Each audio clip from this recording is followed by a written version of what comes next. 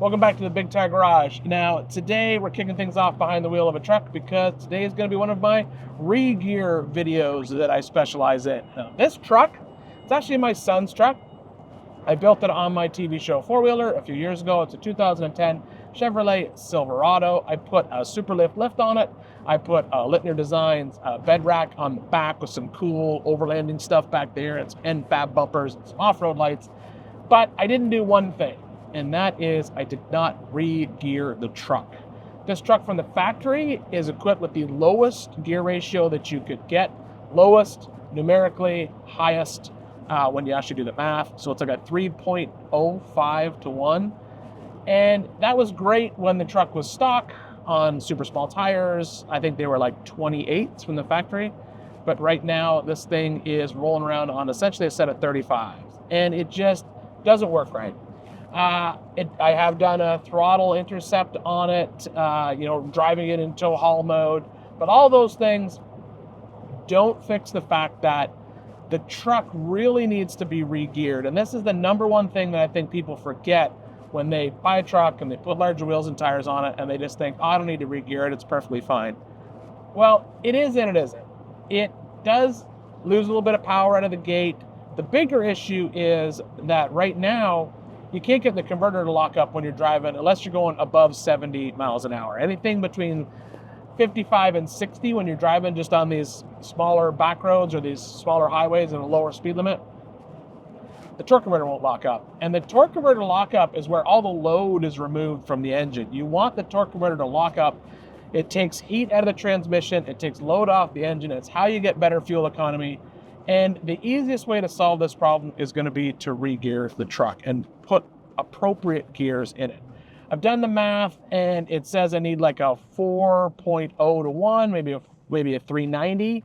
I'm actually going to go a little bit higher. I'm going to go to the set of 411s. That's just going to compensate for the extra weight, the larger wheels and tires. Whenever I do the math on a set of gears, I always go just a little bit higher because I think it's going to work better. This truck, obviously, lifted wheels and tires, you're not going to be doing 100 miles an hour down the highway with it. So I'm going to lose a little bit of top speed off the top. But in the end, the truck will work better. So right now, I'm going to drive this truck to the shop.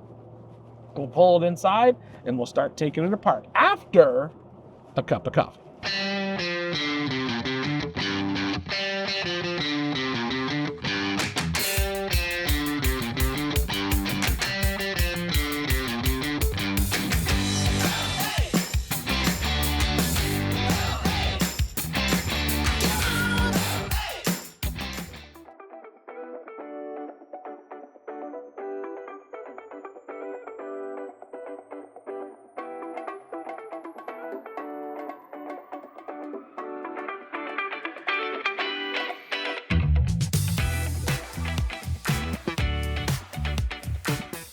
The rear axle in this 2010 Silverado is a GM 8.6 inch. Now that was installed in 09 and up. It's easy to identify because it has 10 cover bolts on the cover. The ring gear is 8.5 inches in diameter and the axles have a spline count of 30 splines. There is a carrier brake in this axle at 256 and 273, but because this truck, as I said before, has that 305 ratio, that will not be an issue on this axle.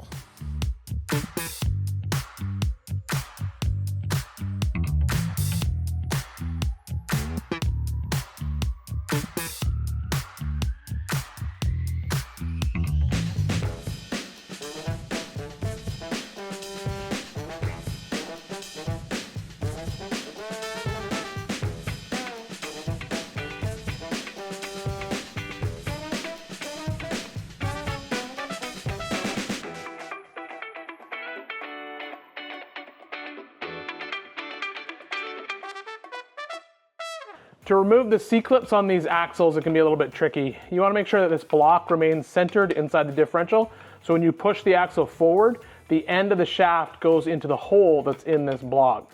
You can do that either just by sticking your finger in the hole in the bottom and just making sure it's actually sitting centered. You can move it back and forth a little bit, or you can put the actual centering pin back into place to hold it.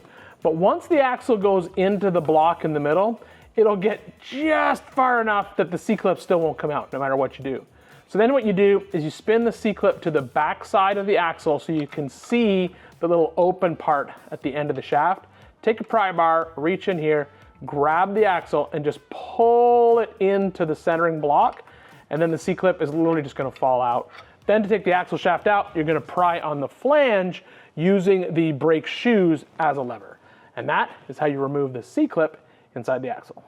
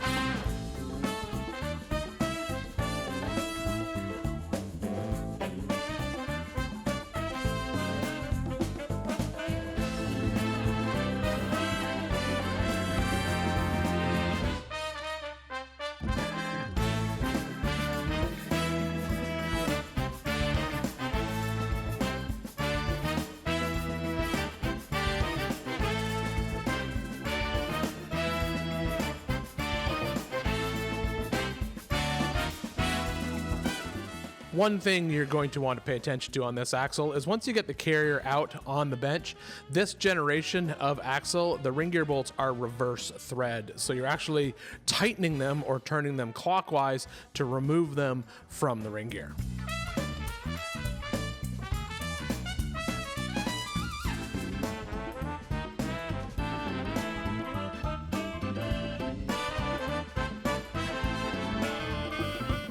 First decision you need to make whenever rebuilding your rear axle is going to be whether you're going to reuse the carrier or install some type of new traction device. This particular truck is the Z71 off-road package from Chevrolet, so that included a limited slip in the back, and it's functioning just fine, so I'm not changing that, so that's going to stay the same. So all we're doing in the rear is all new bearings and seals. So I have a full master overhaul kit here from Yukon Gear and Axle and a new set of ring and pinions. This is a 411. That's what we're going to be putting in this truck, front and rear. When I did the math for our new tire size, it came up between 390 and 40, depending on whether I went with a 34.5 or a 35-inch tall tire. And these 315/70 R17s are right in that 34.6-inch tall tires, compared to, I think this truck came from the factory like a 28, if I remember correctly. I didn't get the truck with stock tires and wheels, but all the research I could find online, it seems to measure out to be like a 28 or a 29-inch tall tire. When you do the math, it says I need a 390 or a 40, and whenever I'm dealing with regearing a vehicle, especially an off-road vehicle that we put larger wheels and tires on that obviously weigh more, I go one step below. So instead of doing the 390, I'm going to do the 411s, both front and rear. First step, now that the rear diff is tore down, is we're going to hammer out the bearing races that are inside the actual axle housing, and then we can start putting in some new parts.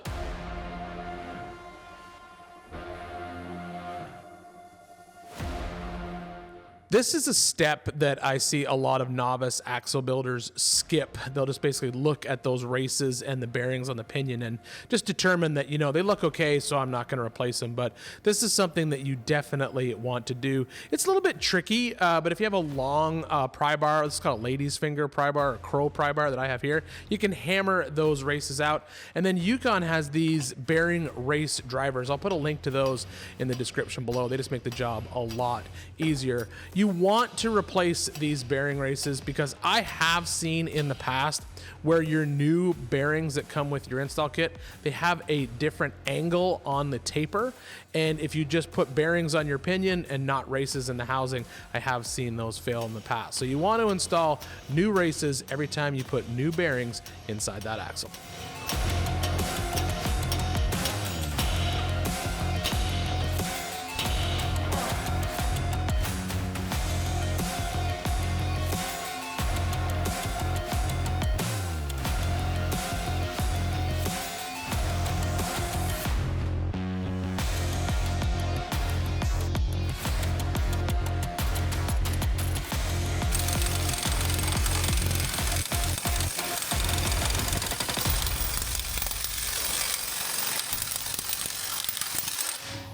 whenever I rebuild a differential, I always find the original pinion depth shim, and then I want to compare the measurement to what's in the Yukon book, and that'll sometimes tell me if the differential has ever been rebuilt. I'm pretty sure this one never has.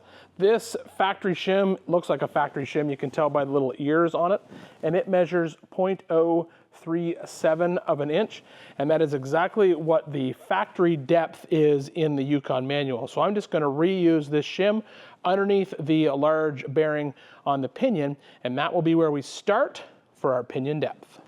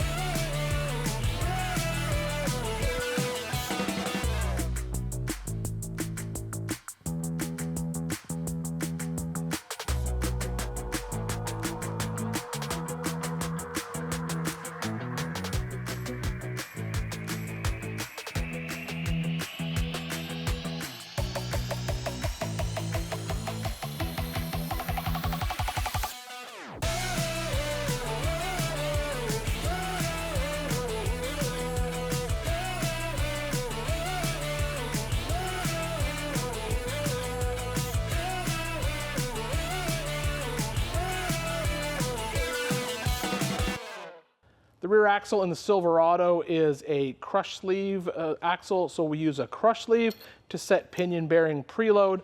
I put a little bit of grease on both pinion bearings before I install them, and basically what we'll do is we will tighten the nut and tighten the yoke until we collapse this crush sleeve and we get the correct rotational load on this pinion. The kit does come with 2 crush sleeves in case you over crush it while you're installing it, but if you take your time, you can usually get it set pretty good right out of the gate. Specs for this axle are between 14 and 19 inch-pounds of rotational load when the pinion nut is tight.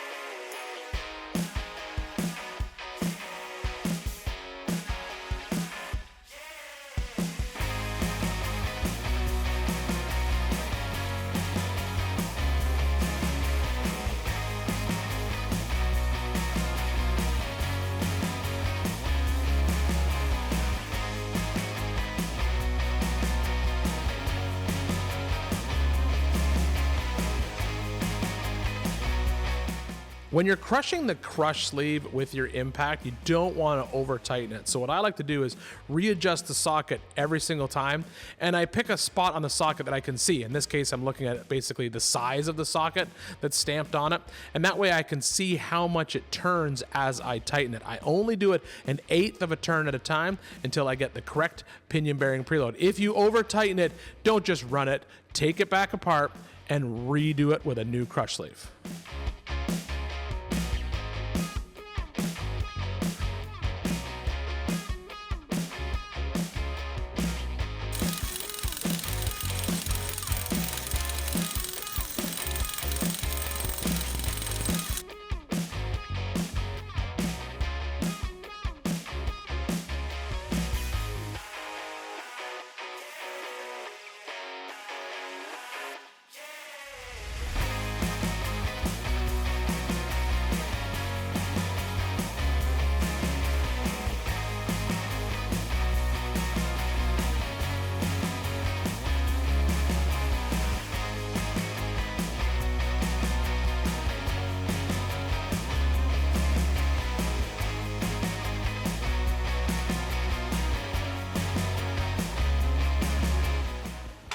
Sometimes when you're pulling these side bearings off of these carriers, this can happen. Essentially what's happened is the cage on the bearing, the actual clamshell wasn't underneath the inner race, it was just basically around the rollers. And sometimes that's enough. If you leave the outer race on, it'll pull it up. In this case, it wasn't. What it did is it just basically split the cage apart, all the rollers fell out, and now the inner race is still in here. This has to come off, obviously, to put my new bearing on. Now, there's a couple ways you could do this. what I'm going to do is I'm going to come in here with a chisel, an air chisel, and I'm going to hammer basically this edge right here, and that's going to move the bearing up enough for me to get the clamshells between the actual race and the differential. You can do this with a hammer and a chisel, just hit it with your hand if you want, but I like to use an air chisel, just makes it a little bit easier. So I'm going to catch it right here on this lip and just carefully basically hammer it up out of the way until I get enough clearance for that clamshell. This is a perfect example of when best laid plans just don't work out. I tried with the air hammer and that bearing was not moving, so I eventually had to just resort to heating the race up with the torch. Now you want to be super careful when you're doing this. You don't want to overheat the differential, but I'm basically just going to get the bearing good and hot, and then I should be able to get the air chisel in there. This time I had to switch over to a pickle fork, believe it or not, to just get a good bite on it. But this bearing fought me on this differential, but luckily I was able to eventually get it up high enough to get the clamshell underneath it and pull it off.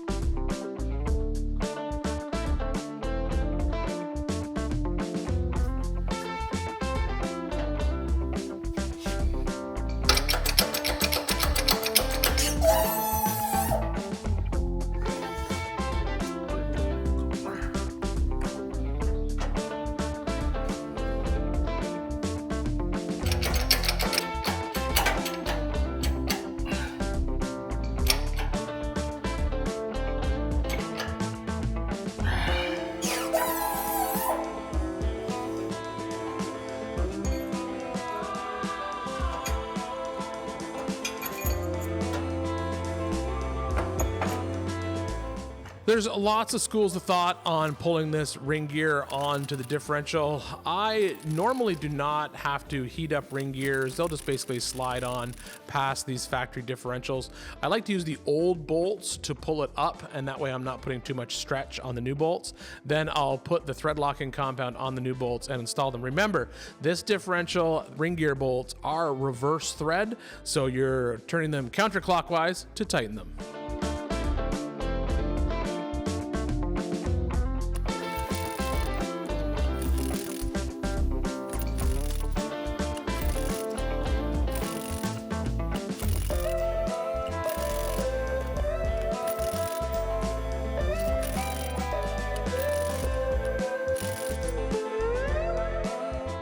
Whenever I rebuild an axle, I always start with the original side bearing shims if I'm reusing the factory differential. 9 times out of 10, that's going to get me right back with the correct backlash. You just basically slide the original ones back into place. Just remember what side of the carrier they were on. These are basically called carrier shim drivers. I'll put a link to those in the description down below as well. It'll just prevent you from cracking those factory cast shims, and it just makes it a lot easier to install it. In this case, the backlash felt great, and after checking it, it was perfect as well.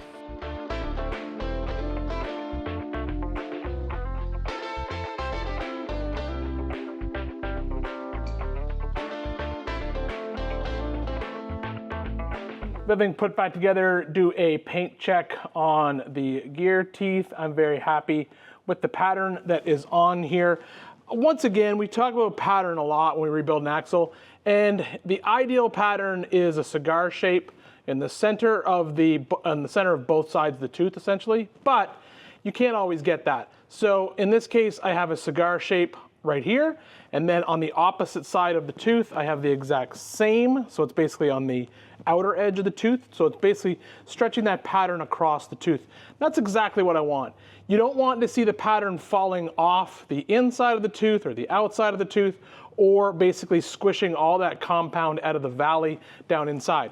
If at any time you're unsure of your pattern, the book that comes with your gear set from Yukon Gear and Axle has a bunch of different acceptable patterns, and with a little bit of work you can always get the pattern in perfectly. Now, realistically, pattern only really affects gear noise. If the pattern's really bad, it can affect the strength of the gear set, but really, pattern is really there to basically make sure you don't have any excessive gear noise inside that helical cut gear set. But just take your time. If you need to change the pattern, you'd have to take this apart and obviously change that shim that's underneath the bearing. That's a lot of work. But I've always had really, really good luck, especially with a ratio that's fairly close to factory. Like anything that's like 411 and down, you really don't have to spend a lot of time with the pattern. You just got to basically match that OEM shim, put it back underneath the bearing, assemble everything correctly, and 9 times out of 10, the pattern will be good. Now I need to deal with something that I found while taking this truck apart. So when taking it apart, I discovered that the rear brake shoes are wafer thin. Look at that. There is literally almost no shoe left on that one brake shoe. So I'm going to go ahead and throw a new set of brake shoes on this. This is a lot easier to do with the axle out of the way. So I'm going to do that on both sides. Then I'll reinstall the axle.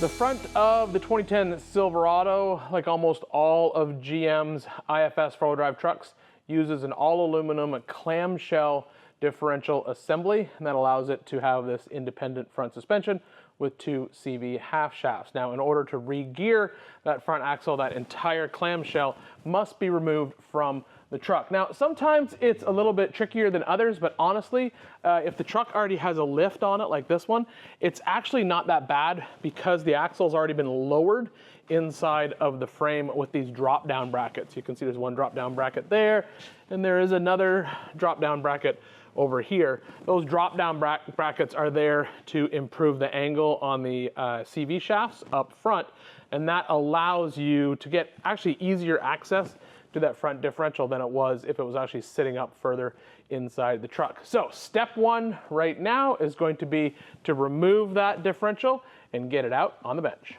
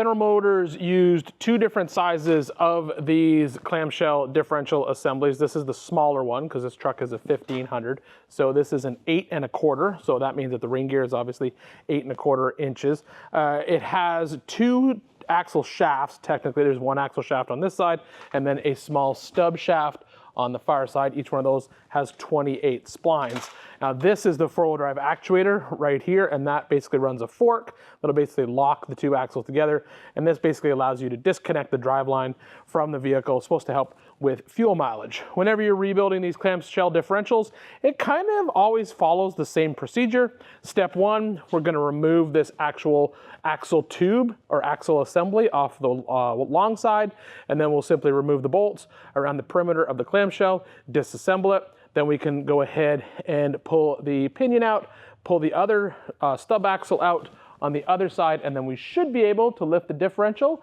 out of the center section.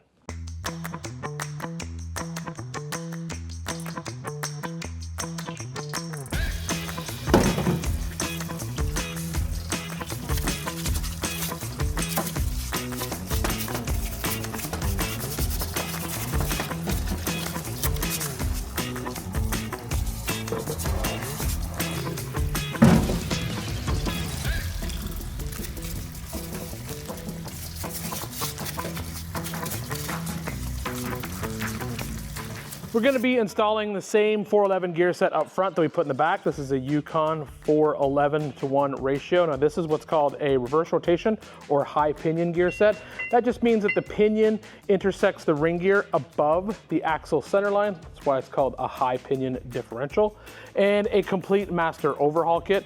The overhaul kits for the clamshell differentials obviously come with a few extra things. There's going to be some needle bearings for your axles, as well as some small bearings for that long side axle tube. A couple of the roller bearings here and there, axle seals, pinion seal, pinion net, and then obviously 2 crush sleeves because this is a crush sleeve axle. I don't believe anyone makes a crush sleeve eliminator for the 8 1/4, and honestly, on this truck, it's definitely not needed. One thing you will have to pay attention to is there is what's called a carrier brake in this axle. Now the carrier brake is referring to the distance from the mounting surface of the ring gear to the edge of the carrier, and there's a carrier brake at 323 and down and 343 and up. So in the case of this truck, it was a 308, I believe is what it was. So the 323 and down had a different carrier. I'm installing a set of 411s, so that's 343 and up. So I had to purchase a new carrier for this Regear assembly. Just pay attention to that. If you are planning to Regear your Silverado, just check to make sure what gears you have in it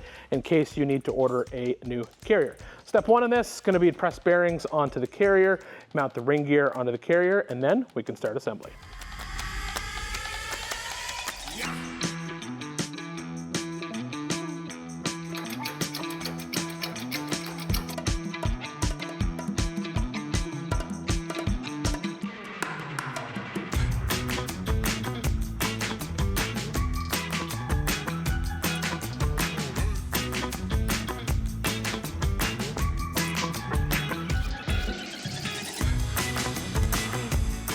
Now I need to transition the spider gears and the side gears. These are spider gears, these are the side gears that are splined for the axles over into this new carrier.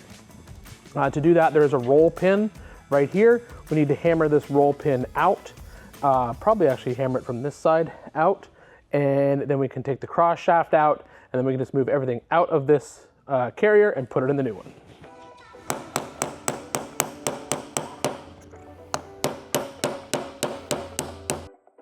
Swapping the internals out of this differential is not hard. You simply remove the pin after you've hammered the roll pin out, roll the spider gears around to the side, they can come out, and then you can remove the side gears. The side gears might be stuck in place, but that's usually just because of the liquid film on the gear oil. A little bit of work, they'll drop right out. Once you get them out on both sides, just clean them up and move them over into the new differential. There's gonna be 2 little thrust washers behind your spider gears that you need to pay attention to. It can be tricky to get those line back up depending on the setup, but they're not that hard. You can see I'm struggling with this one side gear just because of that axle fluid film that I was talking about. But once turn the differential upside down and just give it a little bit of a shake, it'll sometimes fall right out, which is exactly what it did after a little bit of a tap from a punch. There's really nothing holding it in place, like I said, other than the film from the gear oil. Once it's all apart, assembling it into the new carrier is just the opposite. So you're going to set the side gears in place, set the spider gears opposite of each other in the two open windows, and you kind of want to line these up as if there was a centering pin going through them. If you wanted to check, you could take the pin out and slide it through, but once you have them lined up and moved over to either side, they should basically just roll into place along the side gears, and then you can hammer the pin back in.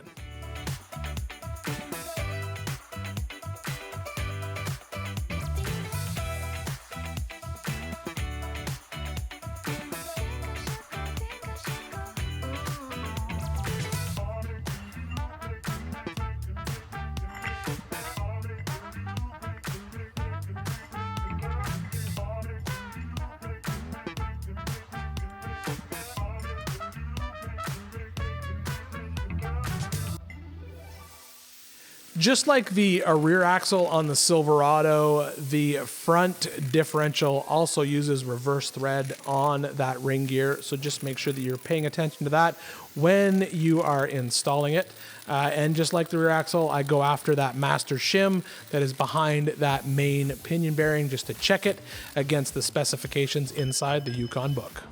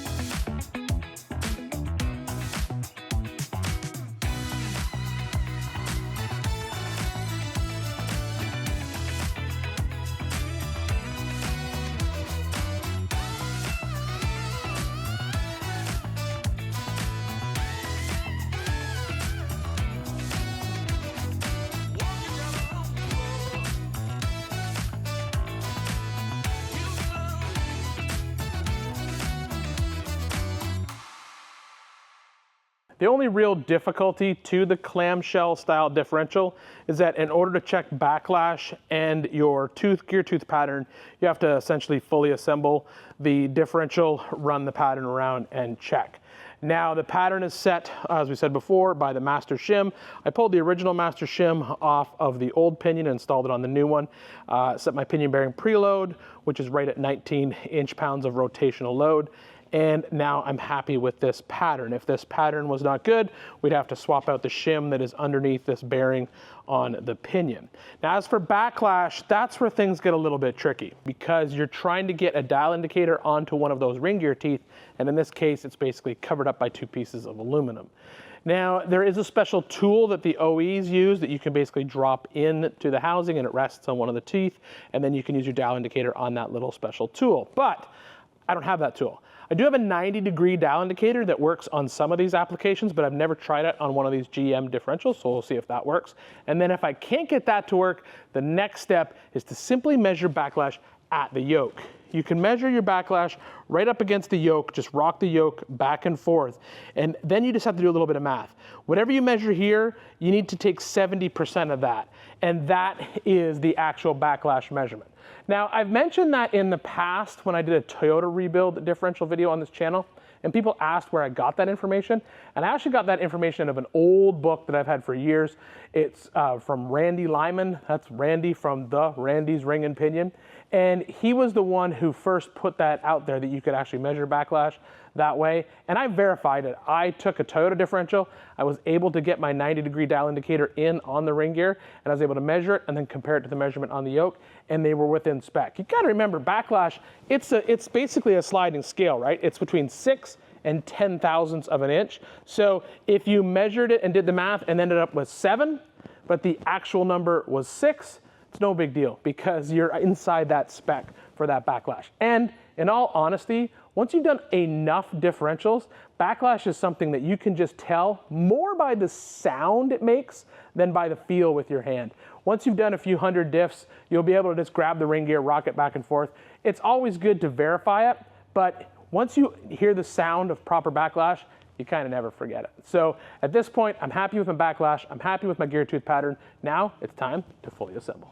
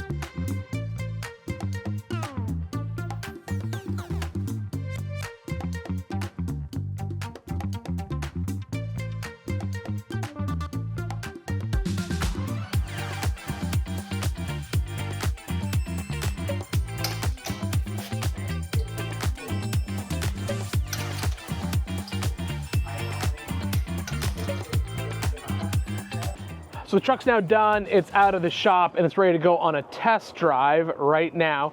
But one thing you're gonna wanna do now that you've re-geared it is you're gonna wanna recalibrate the speedometer. Now there's lots of ways to do this.